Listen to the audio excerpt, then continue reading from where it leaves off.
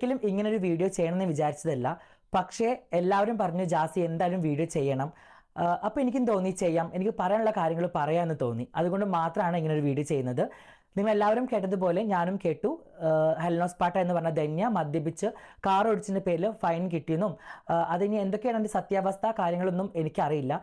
ഇപ്പോൾ ധന്യയുടെ സ്ഥാനത്ത് അല്ലെങ്കിൽ ഹെൽനോസ് പാട്ടയുടെ സ്ഥാനത്ത് ഞാനായിരുന്നെന്നുണ്ടെങ്കിൽ എന്നെ വലിച്ച് ചീന്തി എൻ്റെ തള്ളക്കും തന്തക്കും വിളിച്ച് പൊങ്കാലിട്ടായിരുന്നു ഈ പറഞ്ഞ കുട്ടി അല്ലേ. പക്ഷേ ഞാൻ ഒരിക്കലും അങ്ങനെ ചെയ്യുന്നില്ല. കാരണം എൻ്റെ വീട്ടിലും എൻ്റെ കുടുംബത്തും എൻ്റെ അച്ഛനും അമ്മയും ഒന്നും എന്നെ അങ്ങനെയല്ല പഠിപ്പിച്ചിട്ടുള്ളത്. തെറി പറഞ്ഞിട്ടുണ്ട്, പക്ഷേ ഇങ്ങനെ തെറി ഞാൻ ഒരിക്കലും പറഞ്ഞിട്ടില്ല. ധന്യ, ഇത് നിനക്കാണ്. ഒരുപാട് നീ എൻ്റെ മനസ്സ് വേദനിപ്പിച്ചിട്ടുണ്ട്. ഞാൻ വിളിക്കുന്ന ദൈവത്തിന് അല്ലെങ്കിൽ എൻ്റെ പടച്ചോന് ശക്തിയുണ്ട്. അതാണ് ഇപ്പോൾ ഇങ്ങനെ കാണിച്ചത്. കർമ്മ എന്ന് പറഞ്ഞ സംഭവം ഉണ്ട് മോളെ. ഇപ്പൊ നിനക്ക് മനസ്സിലായില്ലേ? എനിക്ക് വേണമെങ്കിൽ നീ പറഞ്ഞതുപോലെ ഒരുപാട് ഹട്ടഹസിച്ചിട്ടും പരിഹസിച്ചിട്ടും ഒക്കെ വീഡിയോ ചെയ്യാം. പക്ഷേ എനിക്ക് അതിൻ്റെ ഒരു റീച്ചോ അല്ലെങ്കിൽ ഒരു എന്താ പറയുക എൻ്റെ ഫോളോവേഴ്സ് കൂട്ടാനോ എനിക്കത് ചെയ്യേണ്ട ആവശ്യമില്ല. നല്ല കോമഡി വീഡിയോസും നല്ല വീഡിയോസും ചെയ്താൽ ആൾക്കാർ ഏറ്റെടുക്കും. പിന്നെ നീ പറഞ്ഞു ആഷിൻ്റെയും എൻ്റെയും ബന്ധം. സ്വന്തം വീട്ടിൽ നിന്ന് അച്ഛനെയും അമ്മനെയും ഉപേക്ഷിച്ച് ഒരു ആണിൻ്റെ കൂടെ ഇറങ്ങിപ്പോയ നീ എന്ത് അധികാരത്തിലാണ് അത് പറഞ്ഞത്? പിന്നെ വേറൊരു കാര്യം പറയട്ടെ, ഇപ്പം നിങ്ങൾ പേച്ചപ്പായൊന്നും എനിക്കറിയില്ല.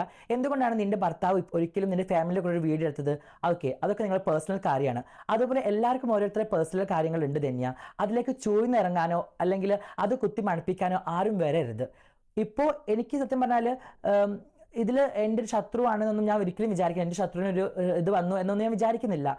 മനുഷ്യനായിട്ട് ഞാൻ കാണുന്നുള്ളൂ. എന്തായാലും അതിൻ്റെ സത്യാവസ്ഥ എന്താണെന്ന് ധന്യ തന്നെ പറയട്ടെ. പഠിച്ചോന് എന്താ പറയുക, എനിക്കൊന്നും കൂടുതലൊന്നും പറയാനില്ല.